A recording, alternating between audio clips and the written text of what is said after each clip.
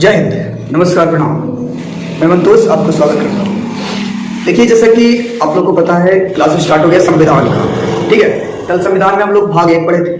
भाग 1 के अंतर्गत अनुच्छेद को पढ़े थे 1 से लेकर के 4 तक। थोड़ा सा रिकॉल कर लो उसको मैं आप लोग को याद करने के लिए। ये नंबर दूसरा वीडियो है। ठीक है, यानी कि कहने का मतलब है कि संविधान हम लोग कल पढ़े थे। संविधान उसको कहते हैं कि कानूनों का एक ऐसा संग्रह जिससे किसी भी देश को व्यवस्थित ढंग से चलाया जाता है, वही क्या है, संविधान है। ठीक है, संविधान को हम लोग 22 भागों में बांटे हैं। बांटा गया संविधान को 22 भागों में। ऐसे में बता दूं कि 1 2 करके अगर क्रम से देखा जाए 22 के ए से करके तो 25 टोटल भाग हो जाती है भाग। अनुच्छेद मतलब में 395, ABCD जोड़कर लगभग 460 के करीब, 450 से अधिक बोल देना। अनुसूची 12, ठीक है, जिसमें हम लोग कल 1 नंबर भाग देखे थे। 1 नंबर भाग में क्या देखा?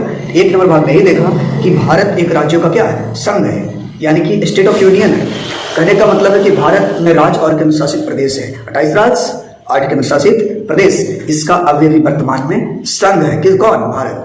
वही अनुच्छेद बात कर लीजिए 1 से लेकर के कहां तक? 4 तक। तो अनुच्छेद 1 में आप देखें, अनुच्छेद 1 में क्या देखे थे? मैं बताया था आपको कि भाग 1 हो या अनुसूची 1 हो या अनुच्छेद 1 हो, सबके सब राज्यों का संघ है। भारत एक राज्यों का संघ है। ठीक है, अब क्या था? अनुच्छेद नंबर 2, अनुच्छेद 2 था कि भारत से बाहर कोई अगर देश है, वह भारत में आकर के मिलना चाहता है तो मिलाएंगे, तो देश के रूप में नहीं ना, उस देश के रूप में नहीं मिला सकते मेरे भाई। उसको हम लोग मिला सकते हैं कैसे? ठीक है, राज्य के रूप में। यानी कि नए राज्यों का गठन कौन? संसद करेगा। किसके सिफारिश पर?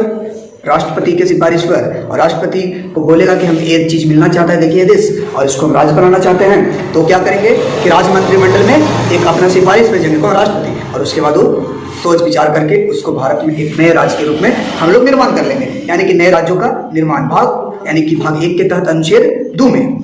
अब अनुच्छेद 3 क्या था दोस्त? तो अनुच्छेद 3 यही था कि भारत में जितने भी राज्य हैं उसको सीमा में परिवर्तन, उसके क्षेत्र में परिवर्तन, उसके नाम में परिवर्तन। जैसे मान लो कि बिहार का नाम अगर रखना हो क्या?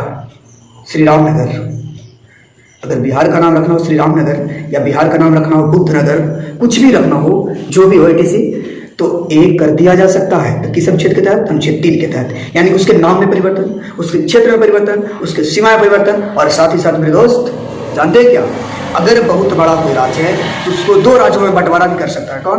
अनुच्छेद 3। अगर छोटे छोटे राज्य लग रहा है कि अल्टर है, इसको 1-2 को मिला करके एक नए राज्य, बड़ा राज्य को निर्माण कर ले, तो उसको भी कर सकता है। कौन? अनुच्छेद 3 कर सकता है। समझ गए? अब अनुच्छेद था भाग 1 में लास्ट नंबर 4 क्या था?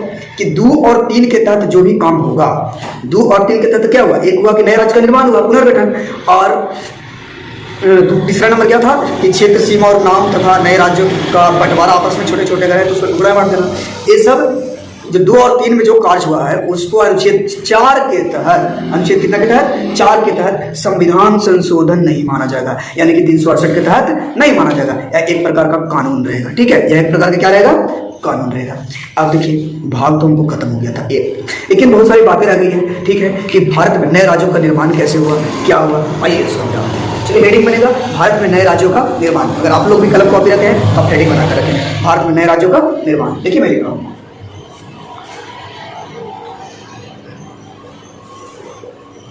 भारत में नए राज्यों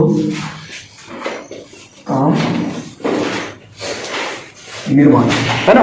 ये भारत में नए राज्यों का क्या है? निर्माण है। तो देखिए, भारत में नए राज्यों का निर्माण कैसे हुआ, पहले समझे इसको। आज हम लोग यानी कि पूरा संविधान को इतना इजी वे में समझेंगे ना कि बहुत मजा आएगा दोस्तों। आप लोग केवल वीडियो में बने रहिए और दोस्तों को शेयर कीजिए, और नए हैं तो एक बार लाइक नहीं किया कीजिए। इस समय तो पैसों से नहीं लगता ना। तो देखो भाई, ये भारत है, क्या है? भारत है, मान लीजिए भारत है। ठीक है, और भारत करेंगे हम लोग कैसे कैसे नए राज्यों का निर्माण हुआ इसमें। तो देखिए, एक भारत था जो कि ब्रिटिश शासन के काल में था, जो ब्रिटिश शासन के अधीन में क्षेत्र था। तो ब्रिटिश शासन के अधीन वाला पहला पार्ट, ब्रिटिश शासन के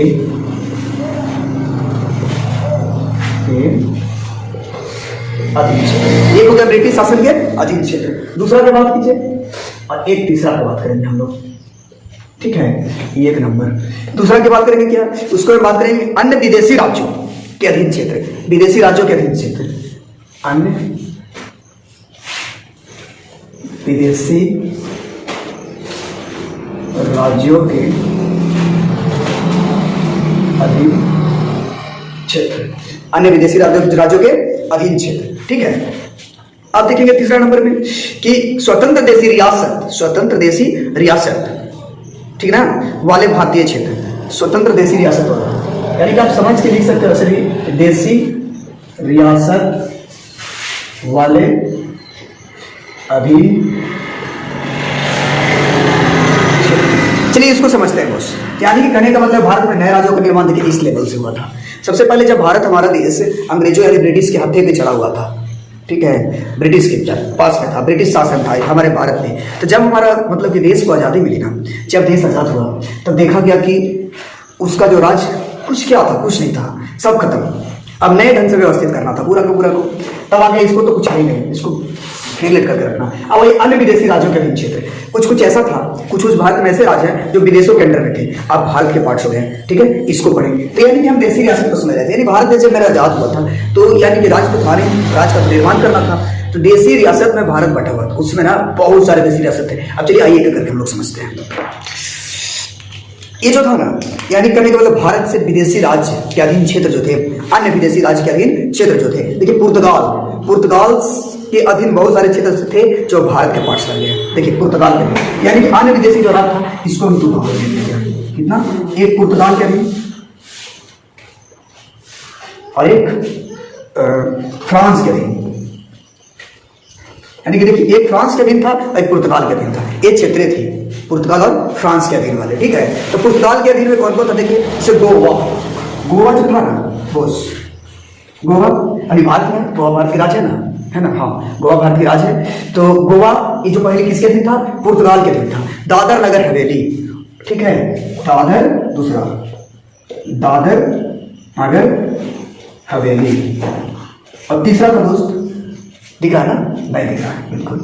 तो तीसरा जो था ना 3 नंबर वाला, और 3 नंबर वाला था क्या, दमन एवं द्वीप, दमन एवं द्वीप।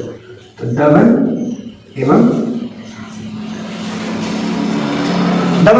ठीक है, दमन एवं द्वीप, दमन द्वीप था एक तीसरा नंबर। यानी कि देखिए पुर्तगाल के अधीन 3 क्षेत्र, कौन कौन, गोवा, दादर नगर हवेली और दमन और द्वीप। तो ये सब भारत के पार्ट्स हैं। ठीक है, पहले किसके अधीन में था, पुर्तगाल के अधीन में था। तो ये सबको मिलाया गया भारत के अंदर। तब बोलो कितने क्षेत्र के मिलाया होगा, तब बाहरी वाला को अंदर मिला रहे हैं, बाहर वाला नहीं कि देखो पुर्तगाल तो भारत के अधीन नहीं ना है, भारत से बाहर की चीज है, तो पुर्तगाल को हम किसमें मिला रहे हैं, पुर्तगाल वाले अधीन क्षेत्र को किसको मिलेगी हम पुनः वापस।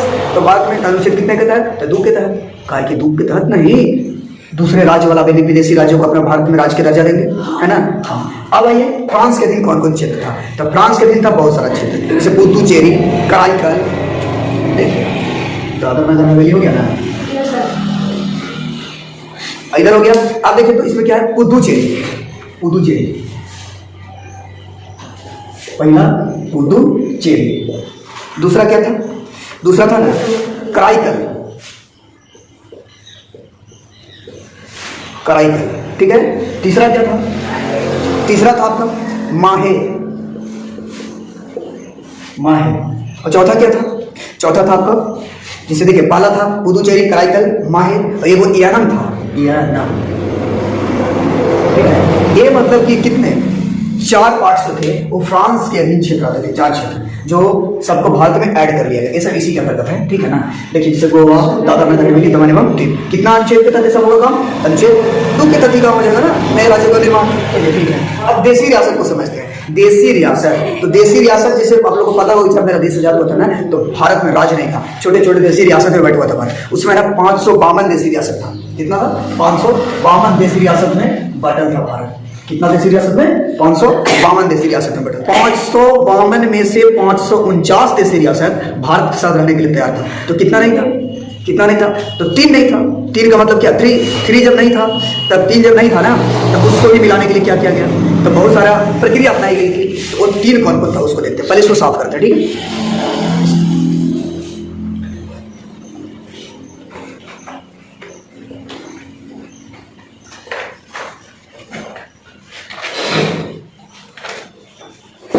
चलो देखो, यानी कि देशी रियासत हम लोग समझ रहे हैं, किसको समझ रहे हैं, देशी रियासत,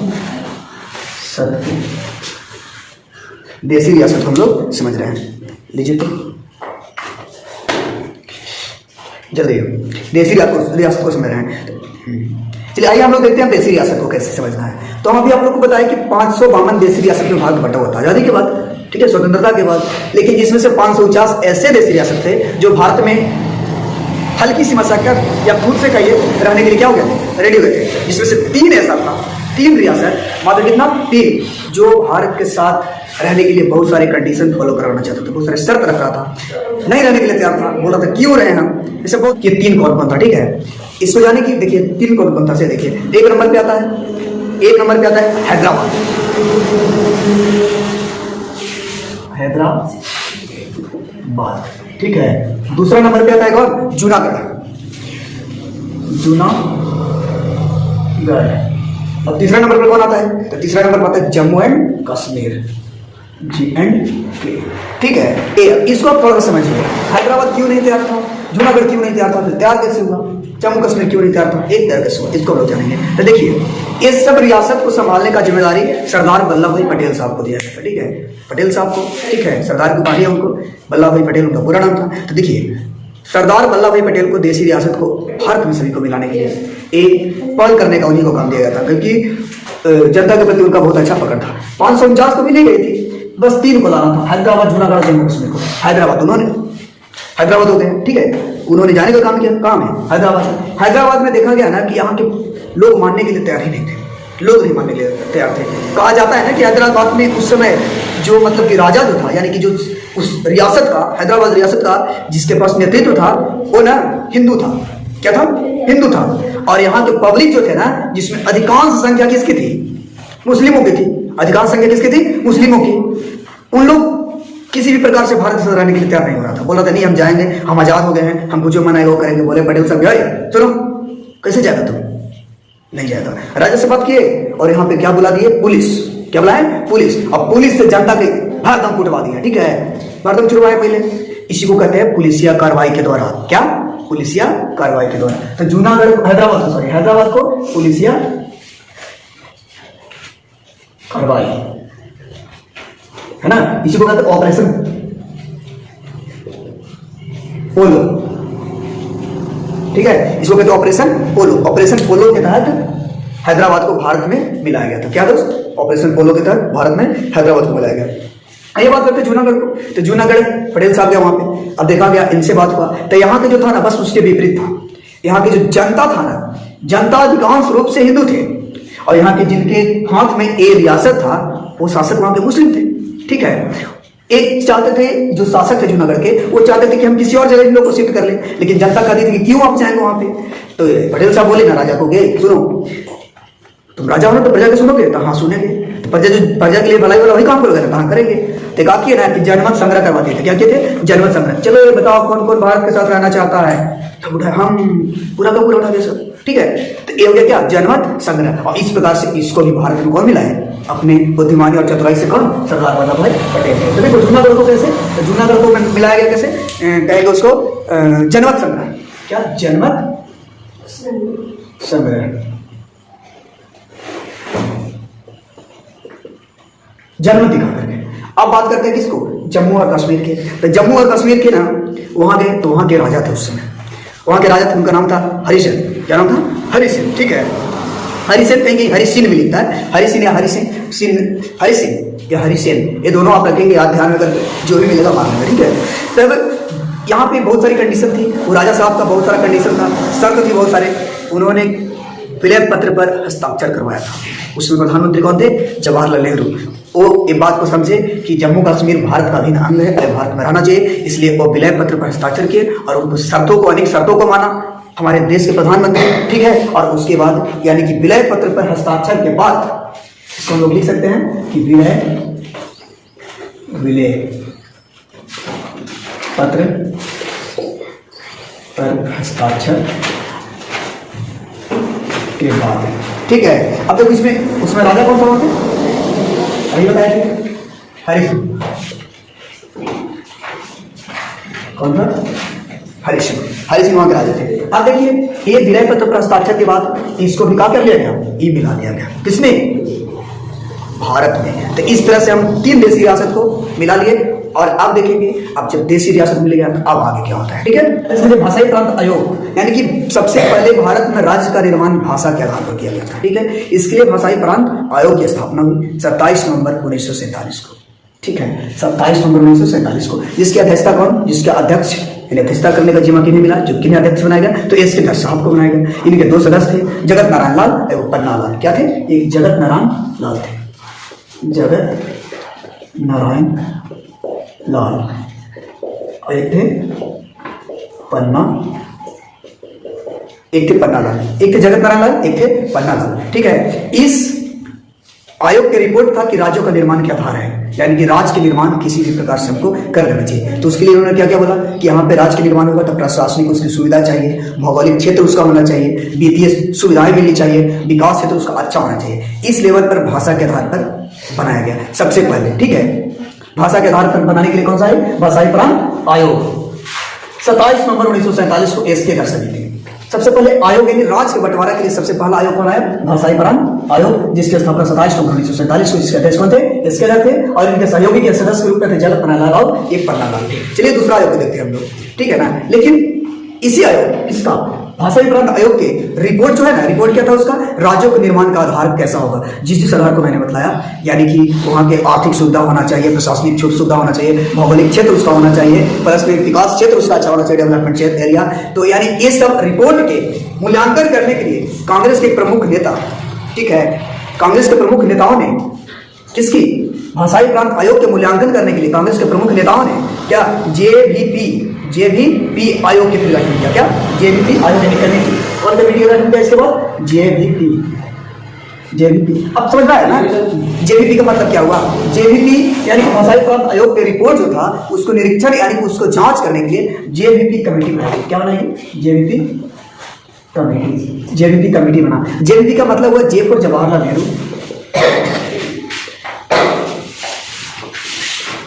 जवाहरलाल नेहरू, ये हो गया J for Jawaharlal Nehru. B for Vallabh bhai Patel, Vallabh bhai Patel साहब। अब पी का मतलब हुआ पट्टाभी सीतारमैया,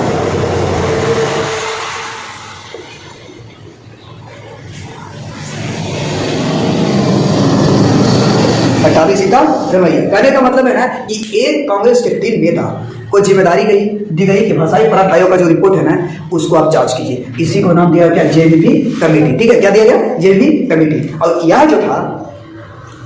जो कमेटी जो था कौन, जेवीपी कमेटी 1 अप्रैल 1949 ईस्वी को, 1 अप्रैल 1949 ईस्वी को इस आयोग का समर्थन किया। यानी किस आयोग का, भाषाई प्रांत आयोग का जेवीपी कमेटी ने किया, ठीक है। यानी कि जवाहरलाल नेहरू, पट्टाभी सीतारमैया और वल्लभ भाई पटेल, ये तीनों को जो जिम्मेदारी दी गई थी इस रिपोर्ट की जांच कीजिए। इस रिपोर्ट को जांच करके उन्होंने ये बताया कि ये रिपोर्ट बिल्कुल सही है, यानी कि इसके बातों को क्या क्यों समर्थन।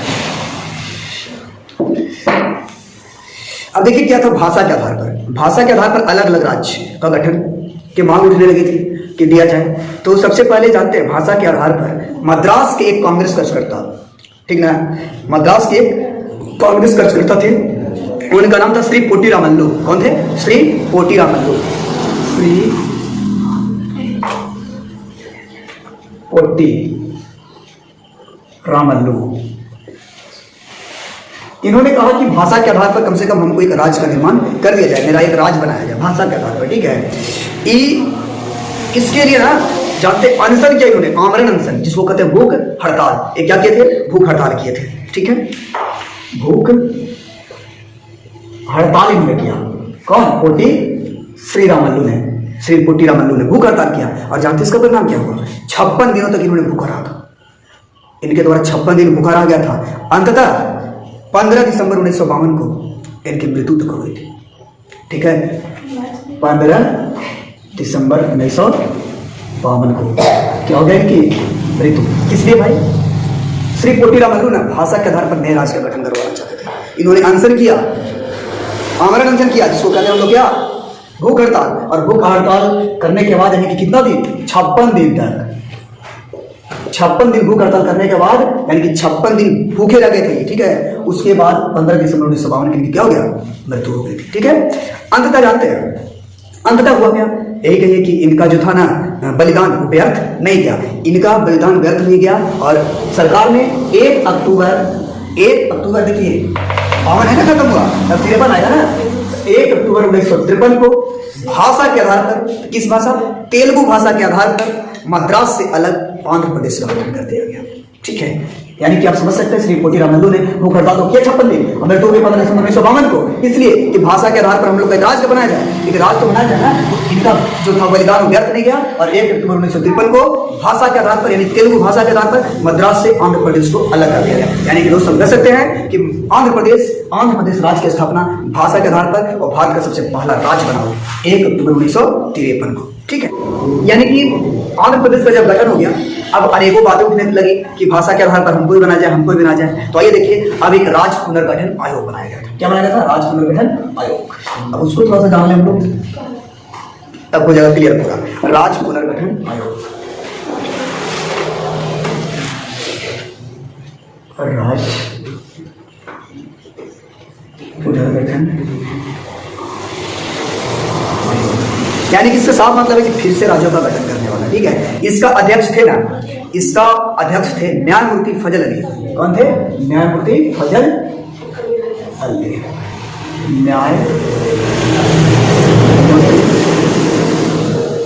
फजल अली साहब, न्यायमूर्ति फजल अली, जानते हैं इसको?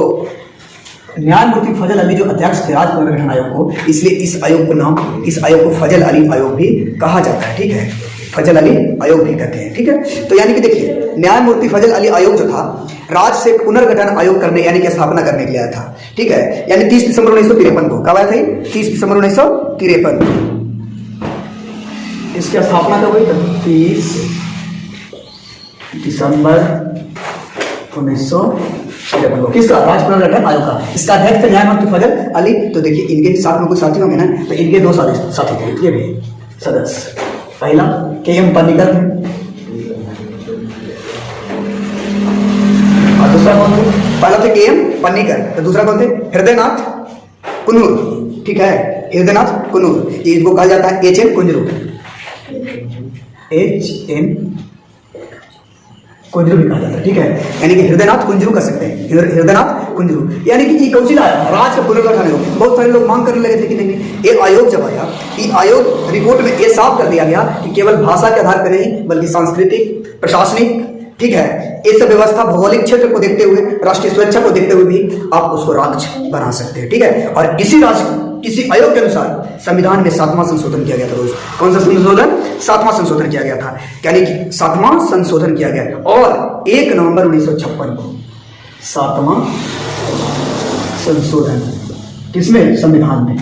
1 नवंबर 1956 को, 1 नवंबर 1956 को, 1 नवंबर 1956 को भारत में 14 राज्य कितना?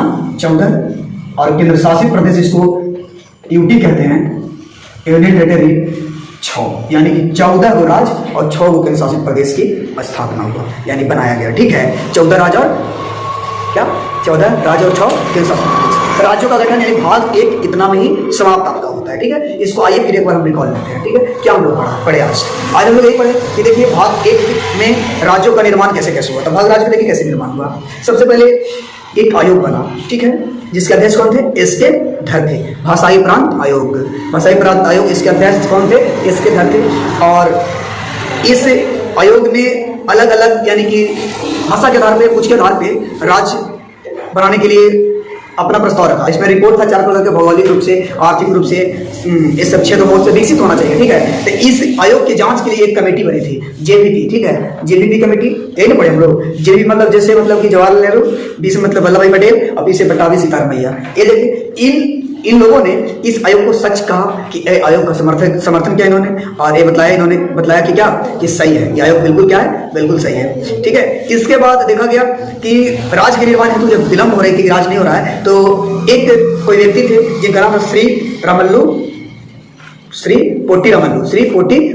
ठीक है, क्या नाम था? श्री पोटी रामल्लू। उन्होंने भूख हड़ताल कर दी, और 56 दिनों के भूख हड़ताल के बाद उनकी मृत्यु हो गई। अंततः लास्ट में उनका ये जो था क्या मतलब कि बलिदान व्यर्थ नहीं गया और भाषा के आधार पर, तेलुगु भाषा के आधार पर मद्रास से अलग आंध्र प्रदेश राज्य की प्रथम राज्य के रूप में स्थापना किया गया। ठीक है 1953 में। आप देखें हम लोग कि उसके बाद भाषा के आधार पर हो गया था। तब भारत में एक ही भाषा ना, एक ही राज्य में ना, बहुत से राज्य में अलग अलग भाषाएं बोली जाती है। अब सबने सवाल उठाया कि मुझे भी राज्य की दर्जा दी जाए। अब देखा गया कि राज्य पुनर्गठन आयोग की स्थापना किया गया। राज्य पुनर्गठन आयोग, तो राज्य पुनर्गठन आयोग की स्थापना जब किया गया ना, हंसी आ रहा है, राज्य पुनर्गठन आयोग की स्थापना किया। इसका अध्यक्ष किसके बनाया गया? तो न्यायमूर्ति फजल अली। इस आयोग को फजल अली आयोग भी कहते हैं, जो कि आप देख रहे हैं स्क्रीन पे। 30 दिसंबर 1953 की इसकी स्थापना हुई थी। के एम पानीकर इसके सदस्य थे और साथ में एच एन कुल्लू भी थे। इसमें कहा गया कि इसमें बोला गया कि आप ना प्रशासनिक क्षेत्र, सामाजिक क्षेत्र, सांस्कृतिक क्षेत्र, भौगोलिक क्षेत्र, राष्ट्रीय सुरक्षा के आधार पर भी आप राज्य के निर्माण कर सकते हैं। जब कर सकते हैं तो इसमें 7वां संविधान संशोधन लाया गया। ठीक है, 7वां संविधान संशोधन लाया गया और उसके तहत भारत में 14 राज्य और 6 केंद्र शासित प्रदेश बनाया गया दोस्तों। ठीक है, अब हम लोग पढ़ेंगे नेक्स्ट क्लास में भाग 2। ठीक है, यहाँ तक अगर आप लोगों को क्लियर हो गया होगा तो आप लोग कमेंट करेंगे और वीडियो जैसा लगे आप हमें बताएंगे कि अगर कोई कमी है वो भी बतलाएंगे। अंततः मैं ये कहना चाहूंगा कि जिंदगी में जिस तरह से चलना जरूरी है, घूमना जरूरी है, किसी को याद करना जरूरी है, उस तरह से पढ़ाई बहुत जरूरी है। ठीक है, उस तरह से जिंदगी जीने के लिए पढ़ाई बहुत जरूरी है। और जानते हैं दोस्त, अगर आप 1 साल से 1.5 साल मेहनत कर लेते हैं ना, तो आप हर एक मुकाम को पा सकते हैं।